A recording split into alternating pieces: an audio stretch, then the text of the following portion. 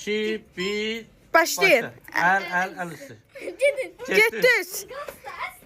Ye Meryem. Oha. El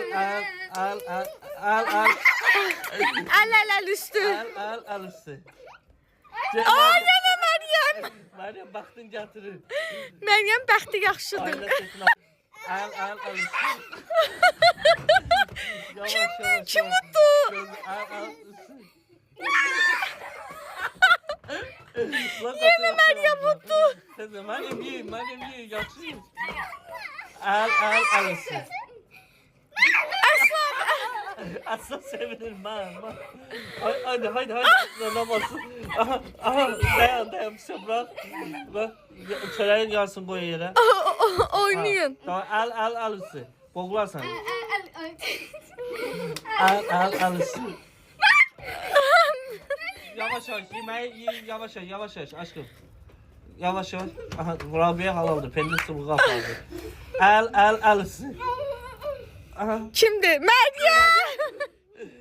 Meryem yaxşı davam edirsən. Meryem ağla. Sən filmi Deyəsən qalib Meryem olacaq. Filmi qurtardı. Haydi.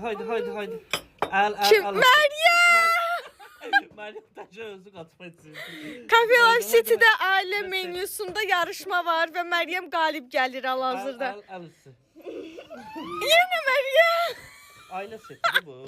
Hə. Ailə setimizdə nələr var? Pizzadır, dörtlü burgerdir, kartoşka free, belə mix box, Sezar salatı, soğuk, hər şey. Rabi otdu. Fərdidə dantonlu su. Bəli. El. Bu arada şəxsi, individual spa partilərimiz var. Yəni gəlib tək bir uşağınızla spa parti keçirdə bilirsiniz burada. Aha, Meryem yavaş. Meryem utdu. Yavaş aşkım, yavaş.